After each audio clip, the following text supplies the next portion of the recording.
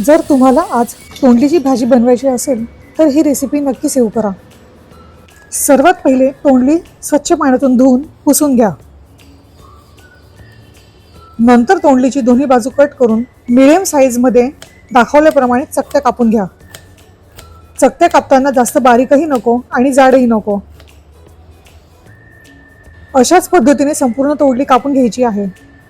यासोबतच आपल्याला एक मीडियम साईजचा कांदाही चिरून घ्यायचा आहे। मी जेव्हापासून या पद्धतीने तोंडलीची भाजी बनवायला सुरुवात केली आहे ना, तेव्हापासून घरात सगळ्यांची फेवरेट भाजी म्हणजे तोंडलीची भाजी। एका कढईत पळीभर तेल गरम करून त्यात जिरं फुटलं की हिंग, कढीपत्ता, बारीक चिरलेला कांदा लाल होईपर्यंत छान परतवून घ्यायचा। कांदा लाल झाला की यासोबतच अर्धा चमचा हळद, 1 चमचा धणे जिरे पूड, घरगुती लाल तिखट घालून छान परतवून झालं की त्यातच बारीक चिरलेला टमाटा आणि आपल्याकडे घरगुती शेंगदाण्याची चटणी असते ना, ती पण 2 ते 3 चमचे घालून छान खरपूस तळेपर्यंत परतून घ्यायची। जर तुमच्याकडे चटणी नसेल त्याऐवजी शेंगदाण्याचा कूट घातला तरी चालेल।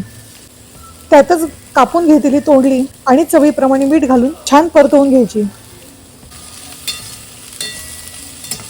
नंतर मीडियम गॅसवर कढईला झाकण लावून शिजेपर्यंत वाफवून घेतली। भाजी तयार झाली की बारीक चिरलेली कोथिंबीर घालून गॅस बंद करून घेतला। तयार आहे आपली चमचमीत अशी तोंडलीची भाजी।